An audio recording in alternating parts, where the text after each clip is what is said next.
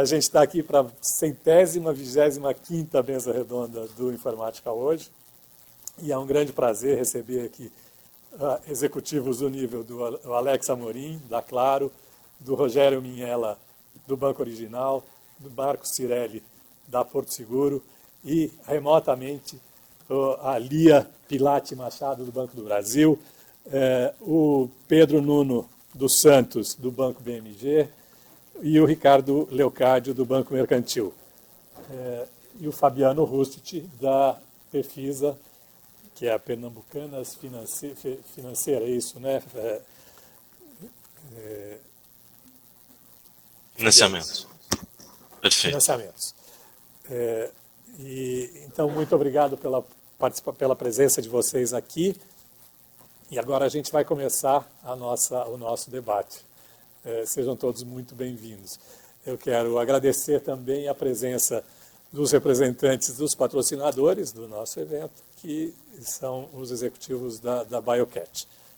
Claro que o tema proposto para esse encontro são as questões de segurança com o novo cenário criado com Open Finance, com PIX, e principalmente com a disseminação e a democratização do acesso às transações financeiras, e que, ao mesmo tempo que democratiza o acesso das pessoas de bem, democratiza também o acesso dos criminosos. E, portanto, as soluções de segurança precisam ser cada vez mais inteligentes, mais criativas e mais eficazes. Só para vocês terem uma ideia, hoje já são quase 130 milhões de usuários de PIX no Brasil. Isso é mais da metade da população brasileira. Se a gente considerar só os maiores de idade, então a proporção é muito maior. E além disso, são 450 milhões de chaves já registradas. Portanto, esse é um novo cenário em que os responsáveis pela TI, pela segurança da informação nas empresas, precisam estar cada vez mais atentos e dependem cada vez mais de tecnologias sofisticadas, cada vez mais inteligentes e principalmente de processos também. É mais ou menos disso que a gente vai falar aqui. E eu quero começar já a nossa rodada chamando o pessoal que está remoto e, por um dever de cavalheirismo, vamos pedir para a Lia começar. Bom dia, Wilson. Bom dia a todos os colegas que vão participar da mesa redonda. É uma oportunidade muito legal para a gente conversar sobre prevenção à fraude, né? Aqui no banco eu tenho uma experiência, pelo menos desde 2006, trabalhando nesse mundo de prevenção à fraude. Fraudes envolvendo canais eletrônicos, cartões de crédito, então a gente já passou por alguns cenários, né? De verdade, é bastante desafiador. Só em 2020, compartilhando um pouquinho de informações que eu acredito que os senhores também possuem, só em 2020 aumentou em 200% os golpes de engenharia social, né? E, na verdade, eles começam com fragilidades que vêm desde phishing ou a pescaria, em que o fraudador joga lá num SMS falso, numa página falsa, na venda de um produto com uma super promoção, ou então com redes sociais que têm os perfis abertos, e aí o fraudador envolve a vítima e consegue fazer as fraudes bancárias, né? Então, a gente viu um aumento muito grande de 2020 para cá nesse tipo de engenharia. Ressurgiu alguns golpes que já estavam mais em baixa, como o golpe do motoboy. A gente percebe alguns clientes entregando computador, cartão, celular, né, para um falso funcionário. Eles são envolvidos por falsas centrais. Então, daí eu ia ficar a manhã inteira falando aqui de tipos de golpes que estão existindo na praça, né? Eu queria trazer um ponto para o debate que, de verdade, eu acredito muito, e aí eu vou fazer uma analogia para uma questão do dia a dia que a maioria de nós aqui viveu. Vocês lembram que, no passado, nós andávamos de carro sem cinto de segurança? Não existia cinto de segurança nos carros, né? E foram realizadas algumas campanhas de conscientização, fizeram algumas alterações de legislação, e hoje em dia, a primeira coisa que se faz é colocar o cinto de segurança quando a gente entra num automóvel. A gente precisaria investir nessa mesma estratégia para o mundo de segurança digital. A gente precisaria investir na educação das pessoas. O digital ele veio muito rápido para todos os cidadãos, mas a educação e o como se comportar, o como navegar, o como dirigir na estrada do digital não veio junto. Então, eu acredito muito na estratégia da educação, da conscientização de adultos e de crianças, porque hoje a gente tem redes sociais, a gente tem a internet aberta, não vou nem entrar no detalhe da internet mais fechada, né? A gente tem inúmeros apps em celulares. Então, de verdade, assim, a gente tem investido bastante em comunicação, a gente tem investido bastante em desenvolvimento de modelos, considerando algoritmos de IA, para proteger os clientes deles mesmos, porque a quantidade de golpes aumentou mais de 80% só esse ano. Então, eu acredito bastante nessa conscientização. Ótimo. Eu queria ouvir agora o Fabiano, porque o Fabiano está meio com um pé em cada canoa, né? Fabiano, você está no comércio, tanto digital quanto o analógico, e está também na financeira, né? no mundo financeiro. Então, quero que você conte para a gente quais são os seus desafios e as suas dores de cabeça mais sérias. O grande desafio aqui de uma fintech, que é a Pefisa, servindo a parceiros do ramo do varejo, né, como é a própria Pernambucanas, enfim, e outros parceiros que nós temos,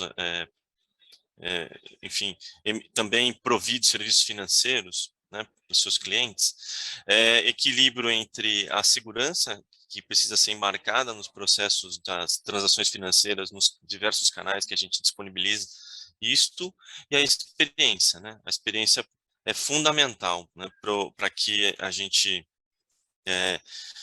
enfim, garanta a utilização, o cliente consiga efetuar a sua compra, o consumo, seja do serviço ou dos produtos. Então, esse, para mim, para nós aqui, é o grande desafio, porque, de fato, o ponto aqui da Lia é fundamental, né, da educação, e a gente vê esse trabalho de educação e inclusão tecnológica e de experiência digital que a gente tem, que ao longo dos anos tem se feito, né? E agora sim, tem dúvida, tem que ser complementado também nos aspectos de segurança, proteção, privacidade, acho fundamental. E no nosso caso aqui, associando a esse tipo de educação, buscar manter a experiência mais fluida possível, né? Mais fluida para que o attrition seja o mínimo, o necessário, mas o mínimo possível, né? De fato, privilegiando a experiência, porque no final das contas, quem ganha esse jogo aí, e falando um pouquinho de competitividade, ainda que a gente esteja num fórum que a gente tem muita colaboração, muita cooperação entre as empresas, o diferencial está na experiência, né? Na experiência, porque hoje em dia os serviços eles estão disponíveis já nos bancos tradicionais, né? Os serviços financeiros estão disponíveis através dos bancos tradicionais, dos bancos digitais, e todo mundo agora quer participar desse jogo, né? Ainda mais considerando essa democratização que tem ocorrido, promovida pelo próprio Banco Central, através dessas iniciativas como o Pix, o próprio Open Bank, todo mundo quer entrar no jogo. E então o diferencial é a experiência. Claro, para entrar nesse jogo tem que ter uma experiência interessante, né, que faça sentido, que para o seu cliente do nicho daquela empresa, mas com o cuidado importantíssimo e aí os bancos mais tradicionais têm muito aí a oferecer nesse sentido de processo de segurança, né, da privacidade. Então, é um jogo que precisa ser jogado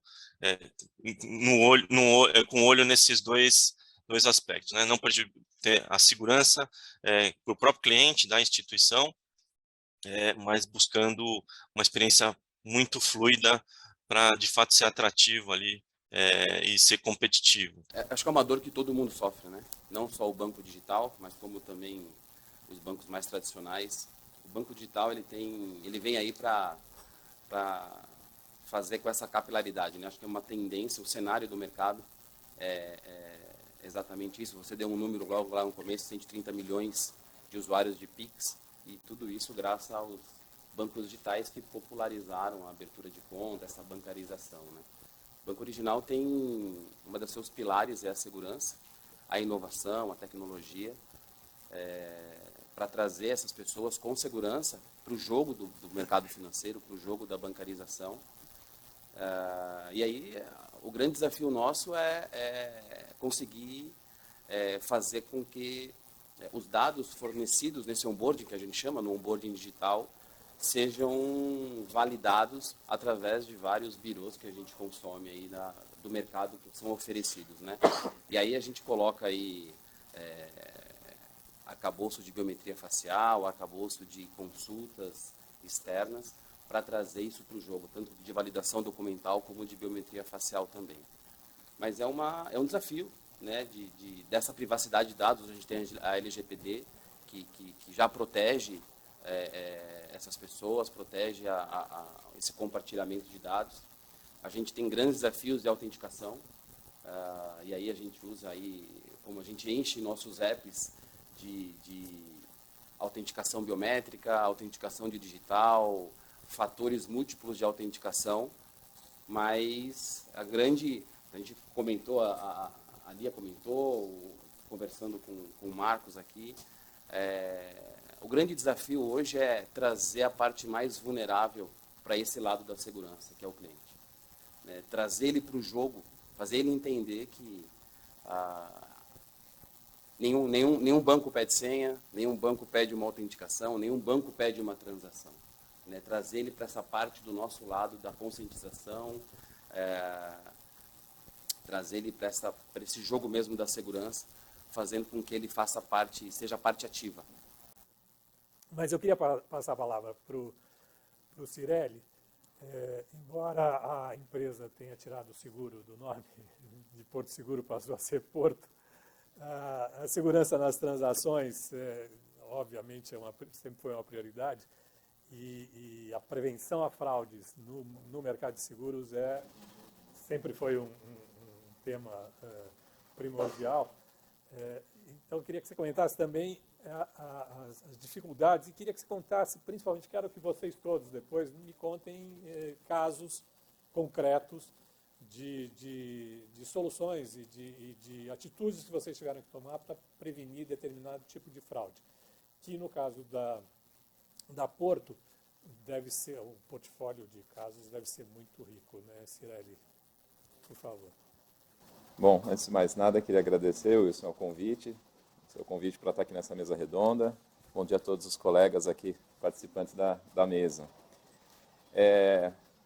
De fato, assim, a Porto tirou o nome seguro, mas a gente não deixou de ter essa questão aí do seguro no negócio. Afinal, seguro é uma avaliação de riscos, né? E quando a gente fala de segurança, tem muito a ver com o risco, né? Eu concordo muito, só para fazer aqui uma conexão com o que a Lia comentou, né, sobre educação. Eu acho que a gente precisa, sim, abordar essa questão sobre a ótica da educação, da cultura, e passar principalmente por entender os benefícios de ter um processo mais seguro, né? As pessoas vão ter resistências ou até ser mais suscetíveis aos fraudadores quando ela não entende onde está a questão do benefício de eu utilizar um sistema seguro ou de eu eventualmente ter aí uma penalização na experiência em função de alguma camada de segurança. Isso vale para questões de tecnologia e vale para experiências físicas, inclusive, né? Então, eu acho que a educação precisa passar, mas principalmente pela conscientização de qual é o benefício e o que isso nos traz de valor. Na Porto, nós já temos vários casos associados a a riscos de fraudes, tanto em seguros quanto nos produtos financeiros, né? Nós temos hoje produtos financeiros como cartão, consórcio. Esses são, obviamente, mais suscetíveis, até pela questão do processo, né? E atrativos para os fraudadores. A gente está falando diretamente de dinheiro. Mas nós temos, historicamente, vários tipos de situações que a gente teve com relação a fraudes. Fraudes de seguros, associado a tentativas de você segurar um bem que não necessariamente é aquele, e aí você precisa ter um processo que garanta que eu estou conseguindo avaliar bem esse bem. Historicamente, a concessão de crédito passa por algo similar. Como é que eu sei se aquele crédito para aquela pessoa pode ser concedido, né? E aí tem processos, tem tecnologia e tem uma margem de risco que você vai assumir nisso. Tudo que a gente estiver falando de escala, é impossível você vai garantir o 100% do que você tem. Senão você não vai ter negócio. Agora, é interessante porque quando a gente olha hoje, o Wilson falou aqui de PIX, né, da toda a bancarização que aconteceu, a pandemia, sem dúvida alguma, trouxe um universo enorme de pessoas para o mundo digital, sem o devido conhecimento. Mas a gente já convive com fraudes no mercado financeiro e seguros há muito tempo, né? Basta a gente lembrar, cartão de crédito, por exemplo, antes não tinha chip. Por quê? Começou a ter chip porque havia uma fraude, né, com relação às maquininhas, e aí se introduziu o processo de chips. Havia uma fraude que recentemente até voltou dos boletos, né, com correio, que eram os carteiros eram abordados. Então eram fraudes e crimes associados a processos onde a tecnologia foi sanando de alguma maneira. E eles são cíclicos muitas vezes, eles voltam. Então, os processos das empresas associados a tecnologias têm que ir acompanhando esses movimentos. Na nossa visão, esse aumento da utilização do mundo digital, ele vem acompanhado de uma regulamentação um pouco mais completa. LGPD, por exemplo, é uma delas, onde as empresas são obrigadas a se regular em termos de processos, em termos de tecnologia, educação, e as empresas vão adotando novos mecanismos de identificação dessas fraudes. Então, alguns são pontuais, são absolutamente processuais, identificam o desvio naquele processo, e, na nossa visão, muitos agora são associados a comportamentais. Então, com o uso de inteligência artificial, você consegue identificar mudanças de comportamento e não necessariamente o evento em si. Então, com localização, geolocalização, se eu sei que uma pessoa tem um hábito de consumo naquela região, quando ela muda isso, isso deve começar a sinalizar como um alerta e não necessariamente como uma trava. Então, esse é um aspecto. A inteligência artificial para a identificação dos dispositivos, né? Várias empresas fazem isso, a Apple já faz isso há muito tempo. Então, se você rotineiramente utiliza um determinado dispositivo, equipamento, isso ganha um rating de utilização. Então, não é que eu garanto que aquela transação é absolutamente segura, mas com o nível de identificação que eu tenho e a inteligência artificial de localização do dispositivo, eu consigo ter uma margem maior de garantir que aquela é a pessoa autorizada a fazer aquela transação. Então, você vai colocando outros tipos de identificação ou mecanismos que vão diminuindo esta margem, nunca zerando, mas você vai diminuindo esta margem.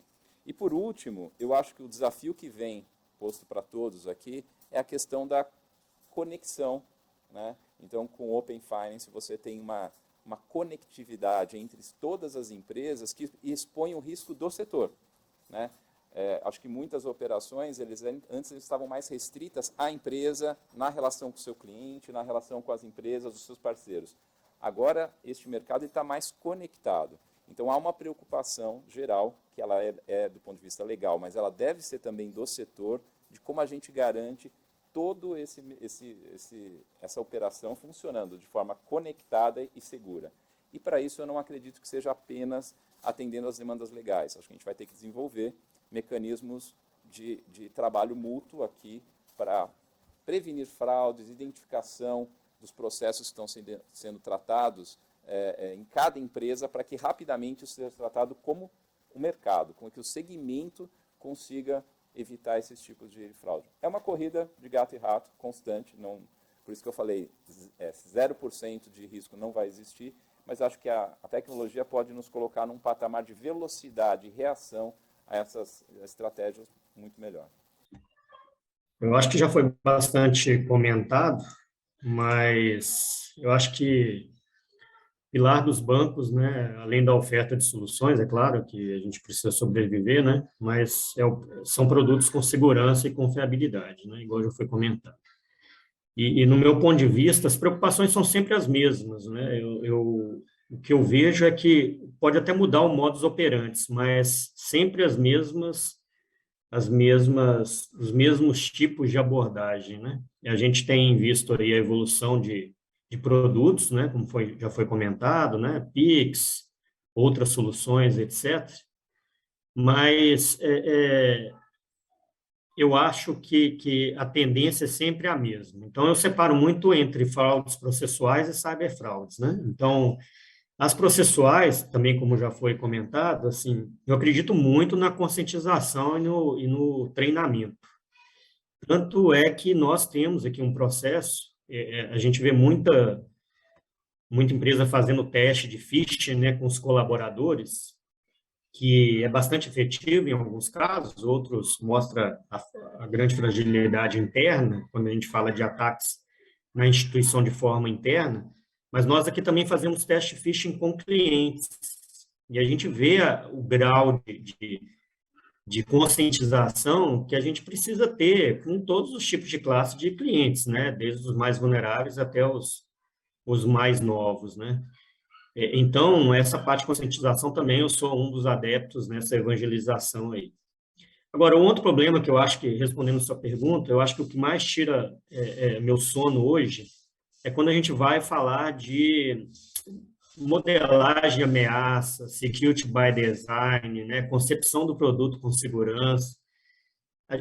Apesar da gente falar a mesma coisa durante 30 anos, nós continuamos gerando produtos, soluções, e onde a segurança é envolvida só no final. Eu não quero generalizar aqui, porque isso depende da maturidade e do grau de importância que isso tem diante da instituição. Mas, em muitos casos, isso acontece. A gente não pode ser hipócrita em tentar esconder o problema, né? Em muitos casos, a gente precisa entregar alguma coisa, alguma solução, algum produto, e a gente não tem um processo, ou não segue um processo adequado de modelagem de ameaças para tentar identificar todos os quesitos de vulnerabilidades e evitar uma fraude, que aí eu chamo de cyberfraude, né, que é onde você explora uma vulnerabilidade, não explora a questão do cliente, né? E eu acredito muito no que também já foi comentado, que nós precisamos evoluir muito em motores de risco com inteligência artificial, né? Evitar aqueles motores de risco baseados em regras, né?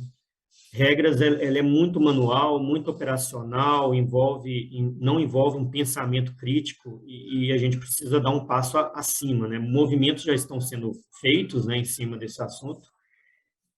Vão aparecer soluções agora, né, depois do último evento e eu acredito que a gente precisa melhorar bastante nesse ponto. Nós estamos, eu creio que mais um momento histórico digital, né? Talvez a pergunta do Wilson seja: eu tenho medo, eu estou transformando em fobia, que são coisas diferentes, né? Então, a potencialização das redes sociais, da divulgação da informação, tem potencializado um pouco os nossos medos a se transformar em fobia, e isso às vezes me assusta. Então, hoje, exclusivamente, Wilson, os furtos ou a fraude está transformando aquilo em fobia. Quando a gente vai fazer um processo epistemológico, né, que é um processo de estudo acerca de alguma coisa, nós entendemos que o crime sempre esteve na humanidade. Com o decorrer de sua evolução, né, a humanidade também criou cada vez meios mais eficazes, visando então, sempre não coibir o crime, né, mas sim proteger a vítima e oferecer. Então, se a gente fosse pensar no que a gente falou até aqui, né, com todas as falas, começando pela Lia, a questão do aculturamento, do tratamento, ele começa realmente com a personificação e o amadurecimento dos nossos clientes. Mas nós passamos por um problema, talvez um pouco de identidade, porque, diferentemente de outras formalidades de crime, onde um canal televisivo aponta, fala do crime, uma instituição financeira comentar sobre aquilo abertamente, no mar aberto, né, para a sociedade, pode transparecer fragilidade, e é isso que a gente não quer no nosso ambiente.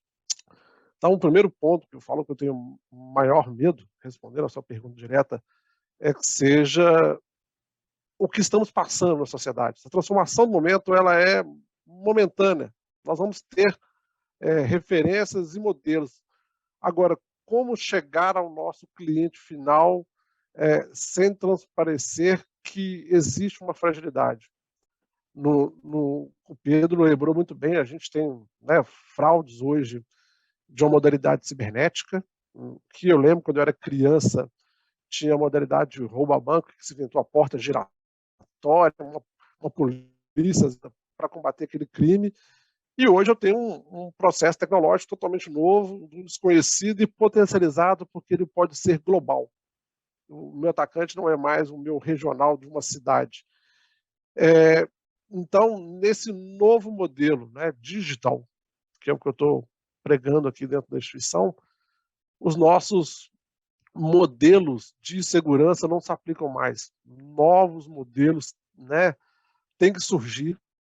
A gente tem procurado a todo momento buscar essa conscientização, mas às vezes dando a noção correta, e eu vou falar até a palavra arma, mas no sentido de conhecimento, tá?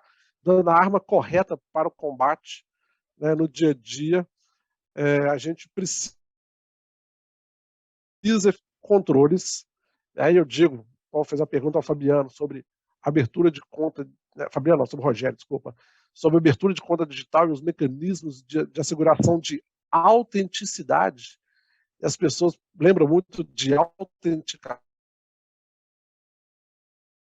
coisas a uma identidade digital que hoje a gente, pelo volume de negócios, elas ainda não qualificam a 100%.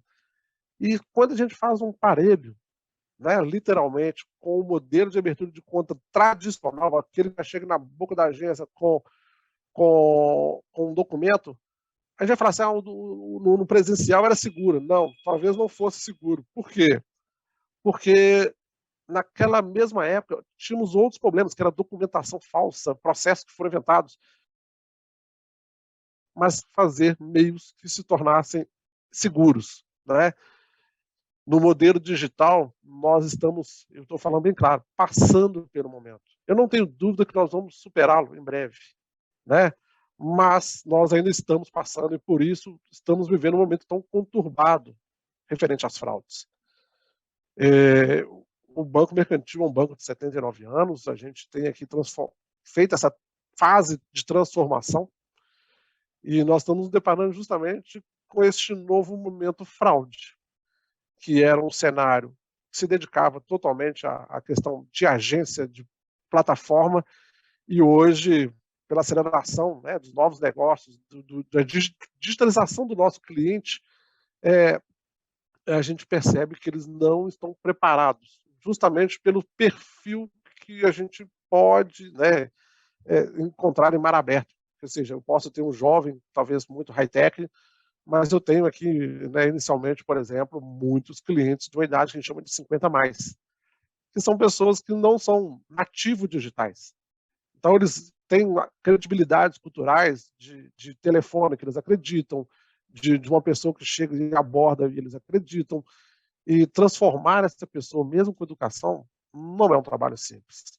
Então, este é um ponto que acho que a gente pode falar aqui um pouco hoje, né? Assim como a Lia propôs, falar sobre essa questão, como chegar ao nosso cliente baseado nas novas tecnologias, porque esse é o momento da sociedade, não é nada demais. Todo momento da história a gente teve fase assim, que vamos romper e vamos vencer, também não tenho dúvidas. O negócio é só como vamos ter a melhor estratégia, como vamos chegar ao nosso público e fazer com que a sociedade entenda o momento que está acontecendo.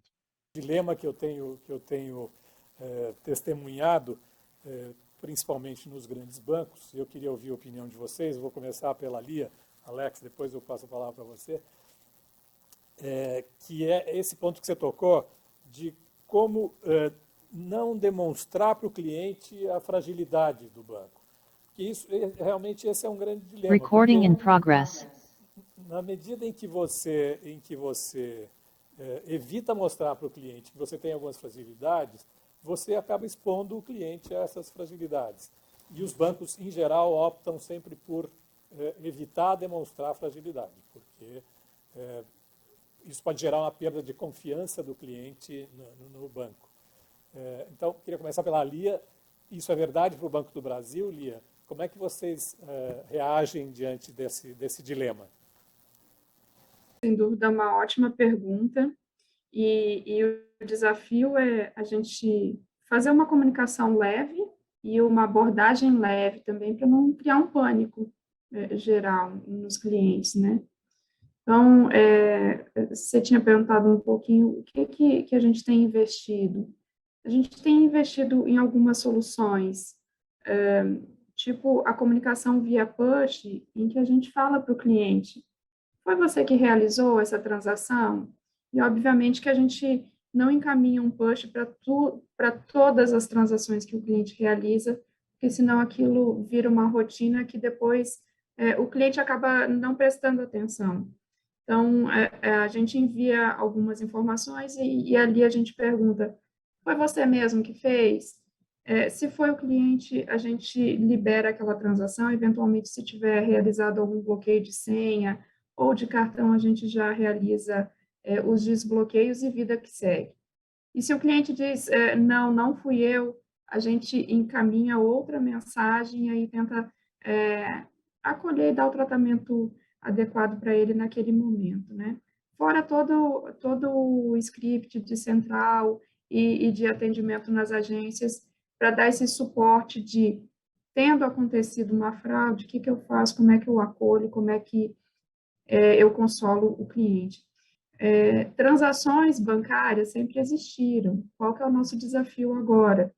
É tratar em 10 segundos uma transação de Pix e negar ou não negar, deixar a transação correr ou não correr. Então, o Pix trouxe um desafio e um ensinamento para a gente bastante grande. Investimos bastante em modelos de IA, porque para atuar em tempo de transação e com respostas bem próximas daquilo que é de verdade uma transação do cliente ou do fraudador, não tem outra alternativa se não investirmos em modelos bem elaborados de inteligência artificial, né? E aí, acoplado com biometria facial, que a gente tem investido principalmente no nosso onboard digital, e aqui foi falado também bastante de biometria comportamental. Está muito ligado com essas questões de modelo de IA, e é o que Google e Apple já investem há bastante tempo, né? E até complementando, né, talvez um pouquinho dessa pergunta, né, há um tempo atrás surge lá 4658, 3909, que vira 4893, né, onde mostra essa importância das instituições financeiras e instituições de pagamento ter ali, de fato, muito claro, né, esse plano de cyber-resiliência, né, então começa a ter isso. E, pegando um gancho nessa pergunta do Wilson, hoje, quando a gente olha para o modelo bancarizado, tem o Banco Central, que é uma instituição, já uma autarquia muito forte, né? E agora a NPD, com o surgimento da LGPD, que é a 13.709, começa a ter um pouquinho de força, porém, ainda tem o Banco Central ali que respalda todas as instituições financeiras, né?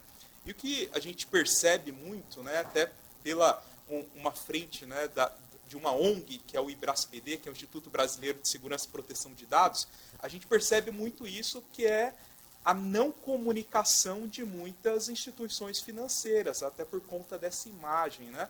Aí, aproveitando aqui que tem um monte de feras aqui, um monte de amigos, é até entender como que está sendo essa questão da comunicação, tanto para a NPD como para o próprio Bacen, visto que tem algumas obrigações legais com essas instituições, e tem essa questão de uma transparência com o cliente, né? Porém, hoje eu ainda vejo que o Banco Central, por ele ser essa autarquia, ele acaba hoje tendo muito mais poder frente até à própria NPD por conta desse modelo. Então, eu só queria fazer um comentário, achei a sua pergunta bastante interessante sobre o aspecto de que os bancos ou qualquer instituição financeira tendem a não mostrar as fragilidades, né? E eu acho que essa é uma questão fundamental do que a gente está vivendo, porque a todo momento que existe um golpe, alguma coisa, ou alguma instituição, ela é vítima, parece que há uma inversão de valores nessa questão. Parece que a culpa é 100% da instituição,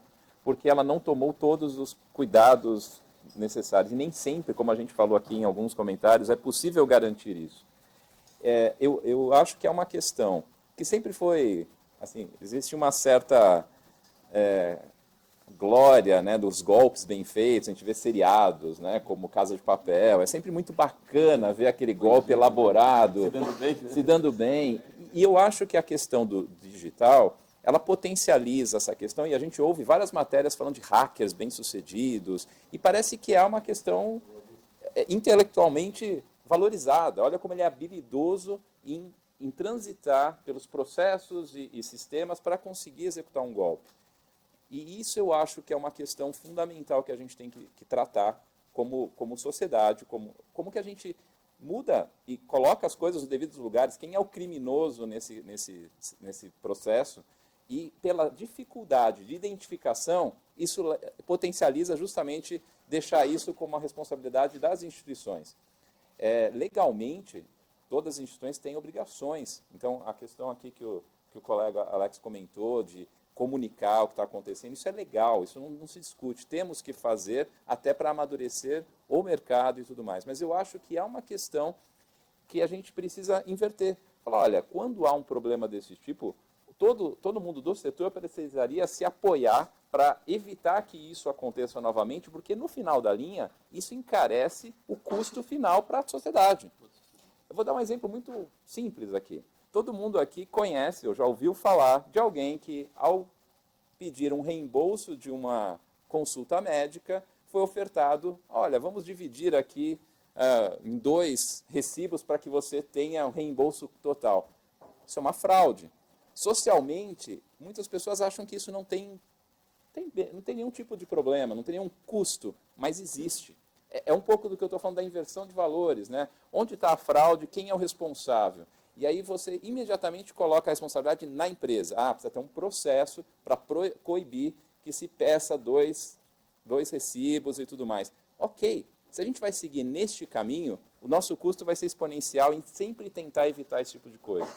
E eu acho que, atualmente, quando a gente olha as notícias de jornal em relação a cyber-ataques, é muito forte a questão da responsabilidade de estar nas empresas. É só um ponto que eu... E aí eu acho que leva essa proteção, Wilson, esse é o ponto. Aí as empresas não se expõem da maneira que poderiam, deveriam até legalmente, justamente para não colocar essa vulnerabilidade, o que acaba deixando o fraudador numa posição mais protegida. É péssimo isso. A questão é que como a gente inverte essa ordem, né? Não é só a tecnologia, mas é uma questão de como que a gente está olhando o responsável efetivamente pelos problemas. Não só o custo exponencial, né, mas a experiência também dos bons clientes acaba sendo prejudicado. Porque as instituições financeiras, elas colocam mais e mais ferramentas, mais e mais autenticações, e isso é a experiência do cara que não é vítima, ou ele é seguro, né, ele não compartilha senha, ele não atende um telefone, né, como o Ricardo comentou, ele não acredita naquela ligação, acaba sendo prejudicada a sua experiência. Então, assim, as instituições como um todo, elas querem sempre trazer uma experiência melhor, porque aí sim há uma concorrência, no mercado de fraude e prevenção não há uma concorrência, né? A gente se ajuda, a gente é muito colaborativo, mas querem trazer uma melhor experiência para o cliente em detrimento à segurança, e aí fica sempre nessa equação. Bom, Alex, eu queria saber o seguinte, com a disseminação da comunicação celular, principalmente, quer dizer, o smartphone é a chamada terceira plataforma, é o grande responsável por essa democratização da conectividade. Alguém falou em conectividade, foi o Cirelli. que é um fator preponderante nos cuidados que se deve ter com segurança. Então, eu queria saber como é que as operadoras lidam com as soluções, os sistemas de prevenção à fraude, tanto dos fraudadores em relação a ela, quanto dos fraudadores em relação aos demais usuários da operadora. Como é que vocês fazem esse balanceamento aí de cuidados entre as duas pontas? Obrigado, né, pelo convite, mais uma vez os amigos que estão aqui na mesa, estão remotos. E quando a gente olha para isso, Wilson, tem muito essa questão dessa interconexão da experiência do cliente justamente com segurança. Às vezes a gente começa a ver esse ponto de um ou outro, mas como fazer com que os dois funcionem, né, de uma forma super integrada. Quando a gente pensa nesse modelo, né, de fraudes que acontecem, normalmente, basicamente, são em 3 grandes momentos. Então, o momento do onboard do cliente, quando ele está entrando na plataforma, tem um momento ali de alteração de dados que ele pode estar fazendo, né? Então, estou trocando um endereço meu, estou trocando um número de celular, e tem um momento ali que é quando eu vou transacionar. Então, basicamente, esses são os 3 grandes momentos que podem acontecer fraudes de uma forma geral. E quando a gente olha para a operadora, né, principalmente a Claro em si, ela, além de ser esse meio que faz parte do ecossistema, ela também tem um banco digital, que é o Claro Pay, que também tem todas essas dores que os colegas estão comentando, né? Um dos pontos que foi comentado pelo Rogério, que é super importante, é entender como funciona essa composição do nível de segurança versus a necessidade transacional do risco que eu tenho, né? Então, quando a gente coloca o celular, né, como esse ponto, é importante entender qual o meu meio que eu estou usando para validação desse meu cliente. Então, o que a gente percebe muito, eu estou usando somente um SMS, que é muito comum, né? Eu uso ali o processo de SMS, chegou ali o segundo fator e eu já transaciono. Mas, como o Rogério comentou, será que eu estou olhando para essa jornada? Eu estou prezando ali uma parte de biometria para isso? Eu estou prezando a parte do conhecer o meu dispositivo, fazendo um DDNA, um fingerprint? Estou olhando para uma parte de documentoscopia? Então, acho que o grande ponto, né, é a gente entender que as operadoras são meios que fazem parte desse ecossistema. E um ponto muito importante, não podemos colocar todos os ovos numa cesta. Então, né, quando a gente olha para essa experiência, né, como que eu consigo, de acordo com o nível de risco transacional, de fato eu consigo colocar os componentes de segurança. Então, quando a gente olha para o mundo das operadoras, tem fraude para todo lado. Quem nunca ouviu falar do GatoNet, né? Aquele combozinho que o pessoal compra lá na Santa Ifigênia, nos locais, para usar a internet de uma forma desbloqueada. Se vocês virem lá, Star One. Star One é uma das empresas do grupo. Ou seja, né, são satélites da Claro que estão lá em cima. E imagina, se a gente perder acesso a um satélite desse, a gente vai levar 5 anos para tentar reconectar. Olha como que é o risco, né, quando a gente olha para isso. Quando a gente olha, né, essa questão que vem se proliferando muito, há um youtuber que acabou de ter a conta hackeada porque fizeram um SIM swap do usuário dele, lá da conta dele. Isso acontecendo em todas as operadoras.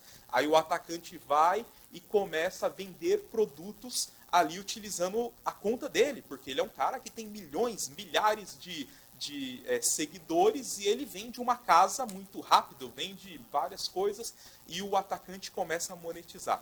Então, acho que o grande ponto quando a gente olha para isso, né, a operadora em si, acho que sorte por eu já ter passado por bancos tradicionais, por ter ajudado em toda essa parte de criação de bancos digitais, e a operadora tem tudo isso. Ela tem esse aspecto de banco, tem esse aspecto de meio, agora mesmo entrando com essa visão, né, do 5G, que tem aí esse objetivo que esteja nas grandes capitais agora já em setembro desse ano, vai facilitar muito. Então, muito das ações hoje, né, que eu tenho aquela banda larga em casa, esse modelo, pô, eu preciso para isso, para conectar na internet, vai ser essa interconexão do IoT, né, quando a gente fala muito ali da indústria 4.0. Então, acho que o grande ponto, Wilson, quando a gente olha para isso, é entendendo que as operadoras são esse meio que faz essa interconexão, o grande objetivo é essa democratização dos acessos que vão acontecendo ao longo do tempo, né? Então, hoje, cada vez mais uma pessoa ela passa a ter 1 ou 2 celulares, principalmente quem é os paranoicos de segurança, com certeza tem um celular em casa com com os acessos bancários e um outro que eu ando para que se roubar eu sei que eu não vou ter problema. Isso aqui os amigos já concordam porque é o que faz parte do nosso dia a dia, mas entendendo que, pensando nesse ecossistema, temos que analisar o risco e colocar, né, o nosso nível de segurança de acordo com essa viabilidade do negócio, né? Então, aquilo que for mais importante, eu vou pedir outros fatores, não somente um SMS. Aquilo que for menos, eu deixo entrar tranquilamente. Então, é sempre essa avaliação de risco ponderada.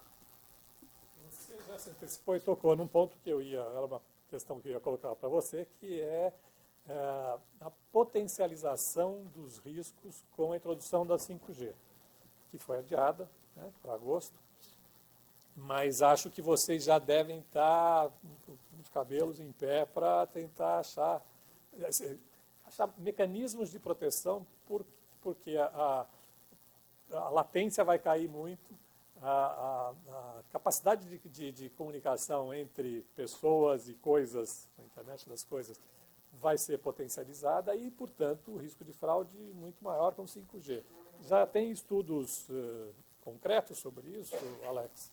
Sim, esse ponto, Wilson, é muito importante, porque quando a gente... Uma coisa é o meu celular que eu já uso hoje no 4G, no 3G, ele conectado no 5G. Você concorda que não vai mudar muita coisa? É o mais do mesmo, né? Ele vai ter um acesso de uma forma mais veloz. Outra coisa é quando eu começo a olhar para os IoTs, que ele tem essa possibilidade de eu colocar um chip nele. A minha geladeira que vai estar falando diretamente com a internet, eu não tenho mais aquela caixinha, né, aquele modem que antes eu tinha, que faria ali um papel meio de firewall, que tinha algumas devidas proteções, by default, né? A gente começa a mudar um pouco o âmbito disso, né? Porque aí até pegando o ponto que a Lia comentou, os colegas falaram sobre essa conscientização do usuário. Será que nesse momento que eu estou colocando, né, esse IoT conectado diretamente na internet, eu estou fazendo minimamente o que a gente fala, como o meu amigo Pedro Nuno comentou, esse hardening de segurança desde criancinha? Eu estou trocando a senha que ela vem lá como padrão admin, ou só admin com a senha em branco? Será que essa preocupação está entrando ali para o usuário olhando para isso? Então, quando a gente muda nesse aspecto, né, de você empoderar os usuários com isso, começa a mudar um pouco as coisas, né? Porque até então, pensando, né, no que a gente estamos discutindo muito isso no mundo de segurança, que é um modelo do Zero Trust, independente da pessoa, se ela estiver aqui, ou se ela estiver na empresa, ou se estiver num cybercafé, para mim, eu vou encarar como uma internet normal, ou seja, eu começo a colocar a segurança no meu endpoint. Quando eu olho para isso, né, que nós começamos a ter camadas de seguranças adicionais nessa pessoa, e ela começa a ter essa empoderação, né, independente do lugar aonde ela esteja, começa a entrar esses pontos, né? Qual é o nível de segurança que eu estou colocando, de fato, nesse endpoint, nesse meu usuário? E isso acaba se alastrando agora quando a gente olha para o mundo dos IoTs, que são, acho que com certeza a gente já começa a ver muitos fabricantes a ter essa possibilidade de simplesmente colocar um chip, ou aquele eSIM, que é o chip virtual, e com isso vai, na minha visão, exponencializar muito, né? Cada vez que a gente começa a olhar, acho que um dado importante, aumenta exponencialmente o número de ataques DDoS. São aqueles ataques distribuídos. Por que isso está acontecendo? Porque cada vez mais esses dispositivos que estão se conectando na internet estão de uma forma insegura, não fizeram a lição de casa lá que nosso amigo Pedro Nuno comentou, que é o hardening, e com isso aumenta começa a ter espectros diferentes que podem potencializar um tipo de ataque distribuído como o DDoS. Então veja como as coisas vão se desdobrando a partir de um ponto único que começa a mudar essa perspectiva de uma segurança centralizada para esse modelo do ZTNA, que é esse Zero Trust, que a gente começa a entrar agora.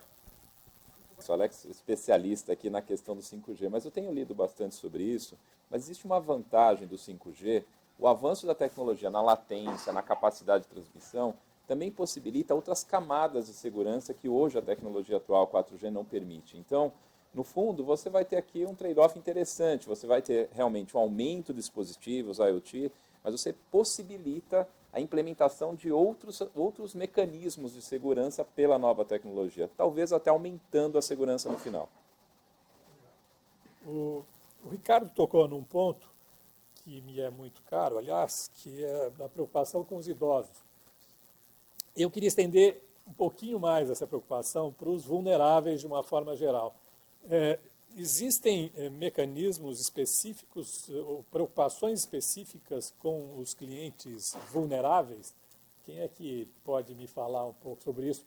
Então, a gente tem política específica, né, para cuidar dos vulneráveis e para cuidar de pessoas com mais idade ou que não estão tão habituadas a esse mundo digital, né? Recentemente, a gente criou um modelo para identificação de clientes vulneráveis. Então, a gente tem todo um cuidado diferenciado e a gente tem, inclusive, ajustado alguns scripts de central de atendimento quando a gente liga para o cliente e diz: foi você mesmo que fez essa transação? Você não recebeu nenhum pedido de ajuda, nenhum pedido de transferência de valores através de alguma rede social? E aí a pessoa, às vezes, diz: recebi, mas é meu filho mesmo. Tem certeza? E aí a gente tenta contar um pouquinho mais da história para que a pessoa tenha noção do perigo envolvido, né?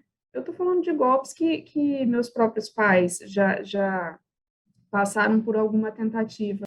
Eu acho que esse público é um público que a gente precisa realmente, no nosso caso aqui, um tratamento especial, né, que eles realmente merecem. Mas só por curiosidade, né, esses testes que nós fazemos aqui de phishing para clientes, não é o público vulnerável que cai mais, tá? Por incrível que pareça, são os medianos.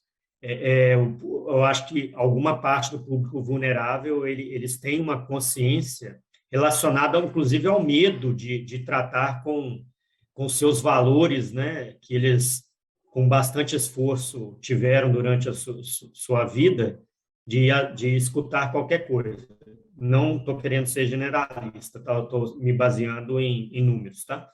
Mas o que já foi comentado, que eu acho que faz uma diferença, é justamente esse cuidado, né? Esse processo. Eu acho que o processo é muito parecido com todos, né?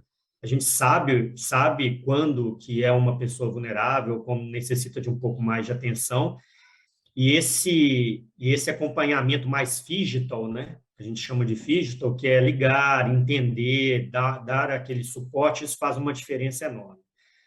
E outra coisa que eu vejo aqui que também tem resultado positivo, que é o básico bem feito, né? É sempre estar comunicando, avisando, seja pelos canais normais de comunicação mais atuais, seja por e-mail ou ligação, né?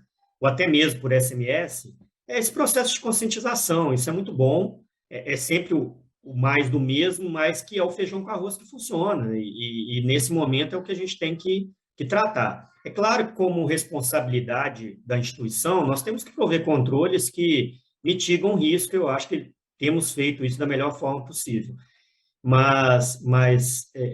E sempre há margem para melhoria, né? Mas esse cuidado eu acho que é padrão de todos realizar. Você que trouxe os idosos para a conversa, quer complementar? Sim, Wilson, eu acho que esse, pelo menos na instituição mercantil, seja o nosso maior desafio, né? E buscar uma estratégia para isso é um dever de nós todos. E eu fico pensando se realmente, eu me questiono várias vezes, né? O quanto vai ser efetivo, vou falar assim, falar com minha mãe, com a minha avó, que tem 80 anos, sobre essas questões da segurança. Sendo que ela tem uma cultura bem diferente das digitais. E será que nós estamos no caminho certo? É a pergunta que eu faço todos os dias. Será que nós não deveríamos estar criando commodities de segurança? Assim, vou fazer analogia para todo mundo me entender.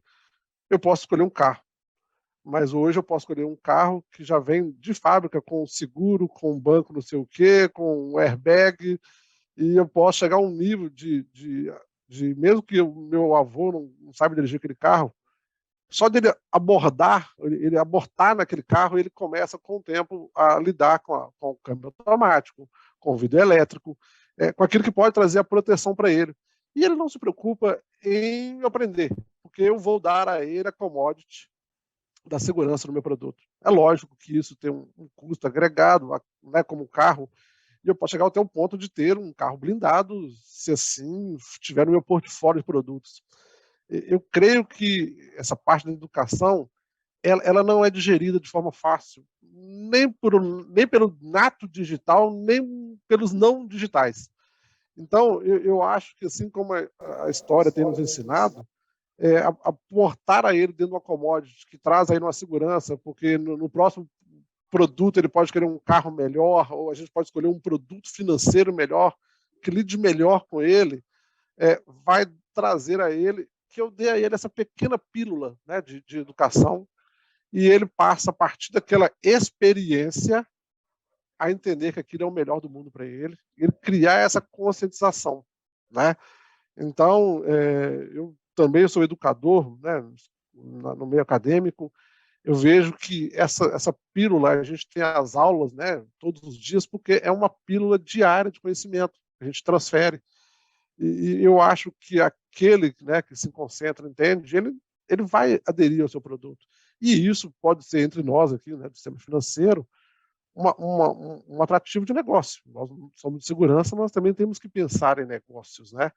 E este ponto de fazer essa pílula diária, de trazer essa commodity, porque pode ser que o Wilson fale assim, cara, não quero me preocupar com isso não, mas eu quero estar seguro no lugar.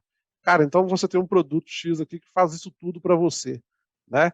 E dentro daquele onboard desse cliente, eu vou dando pílulas, e ele vai melhorando o conhecimento, vai entendendo, vai fazendo. Então, o tratar esse público, né, de que tem uma cultura já, vou falar impregnada, mas não no sentido pejorativo, mas no sentido de experiência, né? Ele traz uma cultura ali já adentrada dentro dele, adquirir novos hábitos não é tão simples, não é tão fácil. É isso mais ou menos que eu imagino, tá, Wilson? A Lia tocou num ponto, o Cirelli também, os dois mencionaram inteligência artificial e acho que é um assunto que permeia todas as preocupações de vocês e todas as iniciativas que vocês têm tomado recentemente no combate à fraude.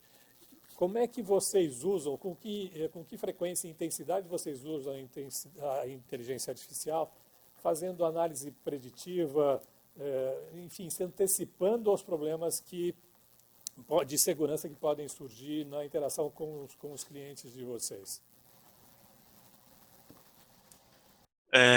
Na verdade, a gente usa aqui ferramentas de mercado que são baseadas tradicionalmente baseadas em modelagens estatísticas, utilizando modelo de machine learning, inteligência artificial, né? Então, as ferramentas de antifraude tradicionais, né, seja para fraude transacional de cartão de crédito ou de contas digitais, contas correntes, enfim, e também fraudes de subscrição e fraudes de, enfim, processos de alterações cadastrais, né, invasão de conta, já embarcam, né, já há algum tempo as tecnologias de inteligência artificial, né, basicamente modelos estatísticos já utilizando machine learning e inteligência artificial. Adicionalmente, a gente recentemente até desenvolveu internamente, procuramos o mercado, não encontramos, e acabamos desenvolvendo, não encontramos, na verdade, solução que o custo-benefício ele acabava sendo satisfatório na nossa visão. A gente desenvolveu aqui uma solução própria de documentoscopia, né, análise de autenticidade de documento, utilizando basicamente redes neurais e treinamento de redes neurais, modelos e machine learning. Então a gente faz bastante uso disso. E eu queria acrescentar, todos falaram muito aí sobre os mecanismos de segurança que a gente utiliza para o onboarding e mesmo para o processo de autenticação dos canais e utilização, né, transacional dos serviços. A gente tem aqui uma preocupação grande de estar buscando alternativas, porque a biometria facial, que um dia, sobretudo para as fintechs, bancos digitais de uma forma geral, ela é um pilar importante para a segurança, né, dentro do processo. Ela, na verdade, assim, a gente está chegando a uma conclusão triste aqui, que a biometria facial ela não tem muito futuro, né? Seja pelas recentes problemas que várias tecnologias e vários provedores têm enfrentado recentemente, e claro, tem buscado sempre evoluir, mas a gente chegou simplesmente à conclusão de que ela não pode mais ser um dos pilares aqui do nosso processo de segurança. E por isso a gente tem buscado outras alternativas, né, como a biometria comportamental, enfim, fortalecendo também o aspecto da documentoscopia, mas a gente está nesse momento agora, o momento de definir ela continua sendo um componente dentro do processo de autenticação aí do cliente, mas ela não é mais um pilar, ela deixará de ser o pilar, um dos pilares do nosso processo de segurança. Isso a gente veio porque, do mesmo jeito que a inteligência artificial trabalha a nosso favor, ela trabalha contra. Vejam, por exemplo, os casos as fraudes ou mesmo a utilização da inteligência artificial para o deepfake. A gente não acredita mais na biometria facial, né? E até em razão da evolução aí da inteligência artificial. Colegas, é isso. Então a gente tem um caso aqui interessante, a gente até comercializa para o mercado, a documentoscopia, autenticidade de documento, e estamos trocando nesse momento como pilar, né, a tecnologia de biometria facial dentro do nosso arcabouço aqui de segurança para a autenticação dos clientes, os novos entrantes, né, e da base de clientes. A gente tem três grandes etapas que pode acontecer a fraude, né? No onboard, como a gente comentou, no momento primeiro transacional, naquela alteração de dado cadastral, que ele pode tomar o SIM swap, alguma coisa assim, e no transacional, já falando aí da empréstimos, créditos pessoais e já mandando o Pix para a instituição financeira. E aí o Banco Original, como inovador, ele usa a inteligência artificial em cada uma dessas etapas, tanto na identificação e na autenticidade do documento, tanto na experiência do cliente conseguir trocar, fazer esse autosserviço, né, do seu dado cadastral, do seu telefone, do seu e-mail, enfim, dos dados de autenticação, ou também na identificação de device, na identificação de troca de senha, na identificação de redes, né, de acesso daquela rede costumeiramente acessada para fazer a transação, da geolocalização que ele sempre acessa, e aí tudo isso dessa inteligência junto no motor de prevenção à fraude a gente usa bastante para prevenir e garantir a autenticidade das transações. Alex, eu tenho uma queixa recorrente aí no mercado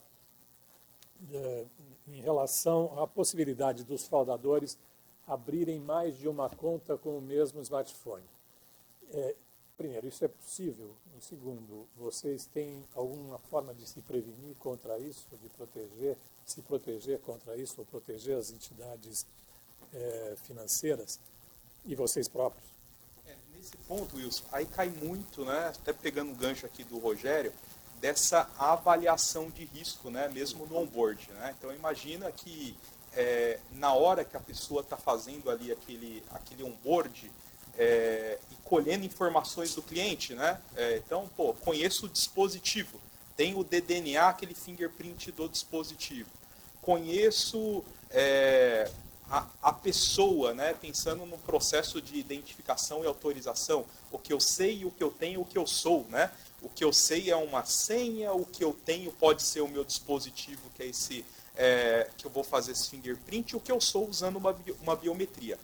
Então, acho que o ponto importante quando a gente olha para isso é entender qual é esse motor de riscos e de fraude, se pode ou não. Né? Então, isso, quando a gente olha nesse processo de avaliação de risco, né, pode ser que é um modelo viável de negócio que uma mesma linha, o mesmo telefone utilize vários acessos? Pode ser que sim.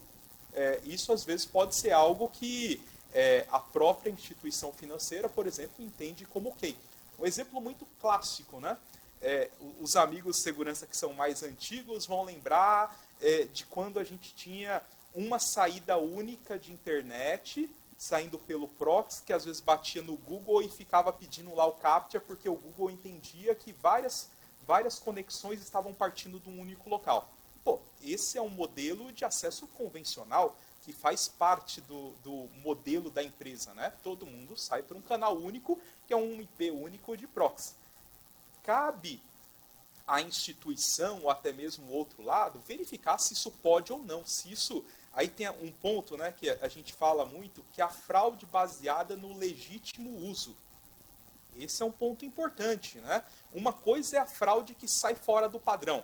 Eu estou vendo que a pessoa está acessando de uma geolocalização fora do país. Eu estou vendo que aquele dispositivo ele está roteado, né? Ele fez um jailbreak.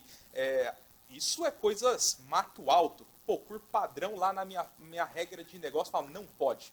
Não pode dispositivo Android com roteado, não pode iPhone com jailbreak, não pode se vir de uma outra localização. E até tem um ponto, não sei se o Rogério me permite falar aqui, mas o banco original, cara, ele fez um negócio muito interessante há muitos anos atrás, olhando a geolocalização da pessoa no momento da abertura de conta. Sim. Cara, que isso era um negócio que todo banco digital tinha dor de cabeça. Logo no momento de um board, você tinha que tirar foto ali do seu comprovante de endereço. Cara, isso tinha uma perda gigante de clientes. E até onde eu sei, um dos primeiros que fez isso foi o banco original usando a tecnologia. Né? Ou seja, quando a gente olha para esse modelo, né, de utilizar a segurança como um viabilizador de negócio, que foi o que eles fizeram, muito bom, eu melhoro o meu processo de onboard de cliente, mas eu tenho que ter muito claro essas regras de negócio. Pode ou não pode eu ter várias conexões partindo de um único dispositivo? Às vezes sim, às vezes não. Sempre lembrando, né, dessa fraude baseada no legítimo uso. Aquele uso comum que a gente sabe que é autorizado, que está na whitelist, se de fato eu posso... qual é o comportamento? Né? Então a gente entra numa quarta linha de jornada, né, que é o comportamento do usuário. Como que, de fato, imagina que ele tem ali uma transação que ele costuma fazer 1 a 2 vezes por mês, ou ele entra todo dia, daqui a pouco ele muda bruscamente o comportamento dele.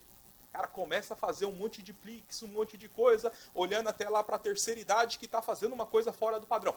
Nesse momento, entra esses motores, né, de análise de fraude para tomar uma decisão.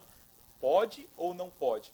Então, Wilson, eu acho que, pensando, né, as operadoras como um viabilizador de negócio, ela pode sim dar muitos subsídios para essa tomada de decisão, mas entra muito como um meio para isso. A gente falou muito aqui das ferramentas de verificação de identidade, de autenticidade, reconhecimento facial. Isso me remete para uma questão que eu sempre coloco para os executivos de tecnologia quando a gente reúne nesses debates, que é o seguinte: o que vocês, eu quero ouvir de cada um de vocês a opinião, rapidinho, frases curtas, por favor, que a gente está chegando já no horário de encerramento do nosso debate, da nossa mesa redonda. Eu quero saber o que vocês esperam dos fornecedores de tecnologia quando se trata de soluções de segurança. Vamos começar pelo pessoal remoto. Pedro, por favor.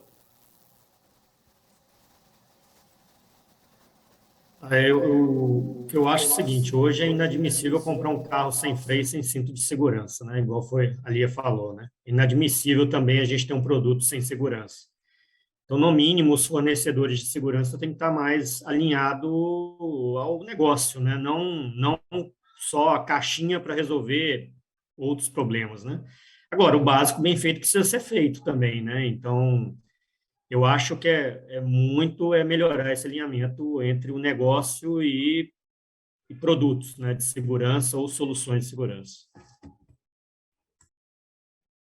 De forma bem resumida, né, produtos que não alterem a experiência do cliente, consigam agregar segurança, mas uma segurança de forma transparente.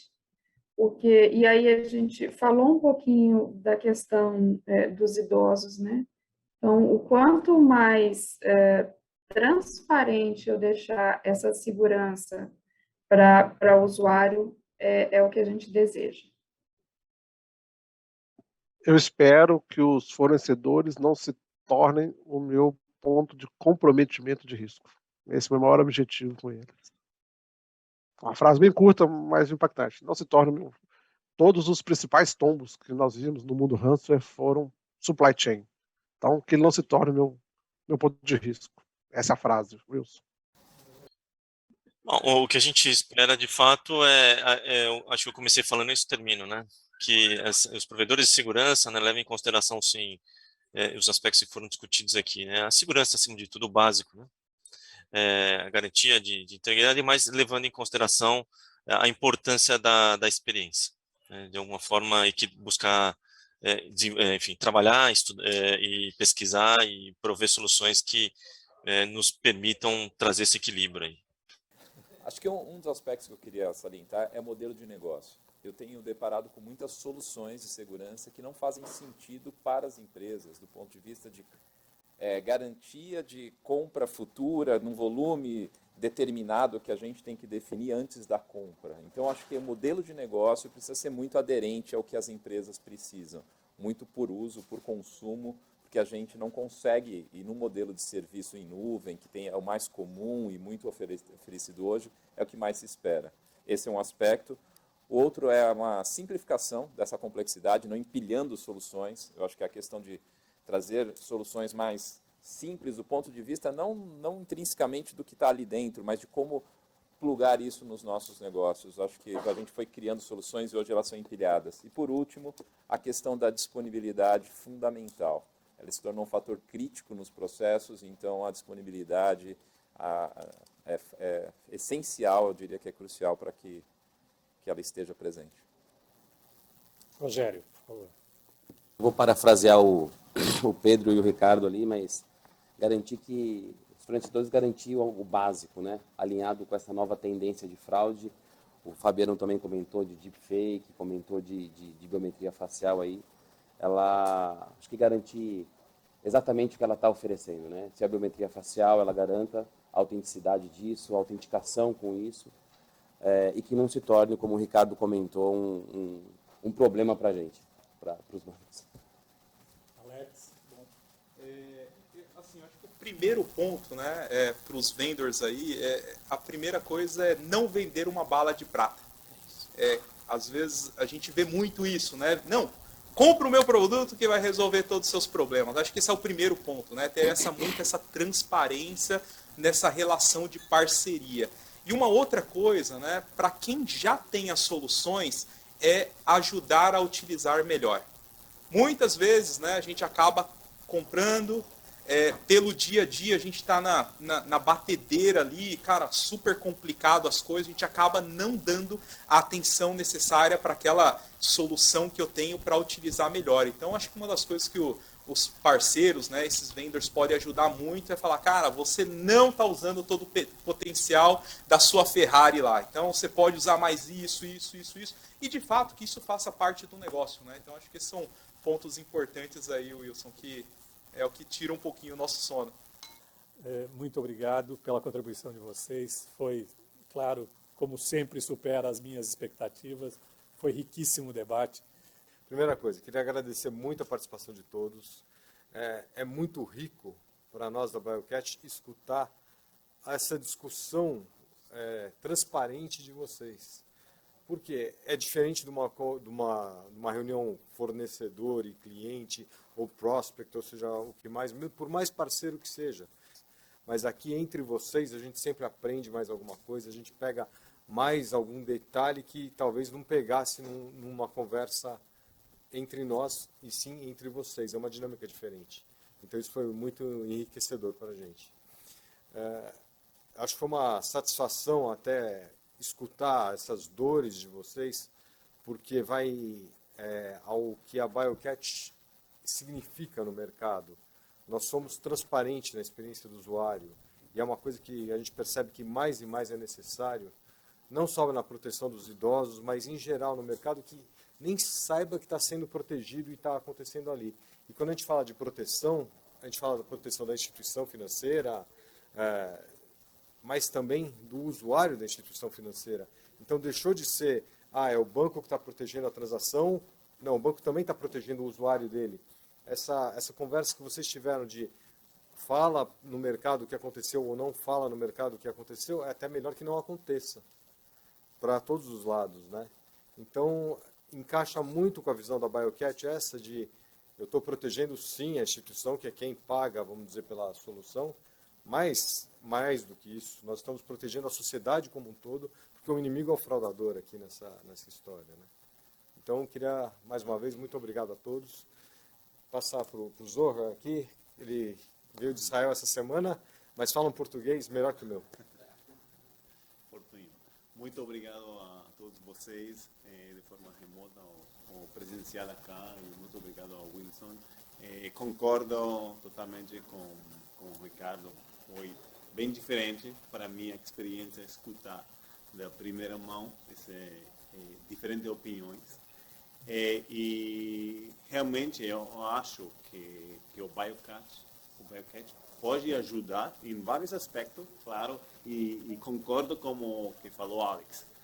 Nós em nenhuma outra empresa pode realmente dizer que tem a bala 100% e o fraude vai seguir em algum, claro que a ideia sempre é minimizar e sempre para nós, e a verdade é que o slogan nosso anterior foi less friction, less fraud. Porque a gente entendeu, com todos os anos, com toda a experiência que nasceu, BioCat nasceu há mais de 10 anos atrás, que realmente a gente não pode separar a combate do fraude com a experiência do usuário, porque é bastante importante. E isso que realmente tentamos fazer cada vez, tanto para os clientes existentes e também nos processos de onboarding digital. Que temos essas duas coisas. E agora também a gente sacou no mercado novo produto exatamente por as contas laranjas. Porque também lá entendemos que tem um problemão, e mais que tudo na América Latina, aqui no Brasil, e outros partes do mundo, e sempre pensando também nessa experiência do usuário. Só agradecer a vocês, e a gente pode começar e seguir falando no almoço e mais para frente se quiser, com cada das pessoas de forma remota. Estamos aqui para ajudar e realmente achamos que podemos ajudar nessa maioria desses riscos e experiências do usuário. Obrigado, Zoran. Obrigado, Ricardo. Obrigado, Cassiano. Luiz está aqui também. Obrigado. Obrigado a vocês todos. Obrigado ao BioCat pelo apoio. Espero que a gente possa promover outros encontros desses, que são muito ricos e que todo mundo aproveite. Muito obrigado, pessoal. E uma salva de palmas para os nossos convidados. Obrigado, pessoal. Até a próxima. People expect online banking and payment experiences that are authentic, consistent, and convenient. BioCatch helps banks recognize criminal behavior versus that of genuine users, so you can create digital experiences where identity, trust, and ease seamlessly coexist. Learn more about BioCatch behavioral biometrics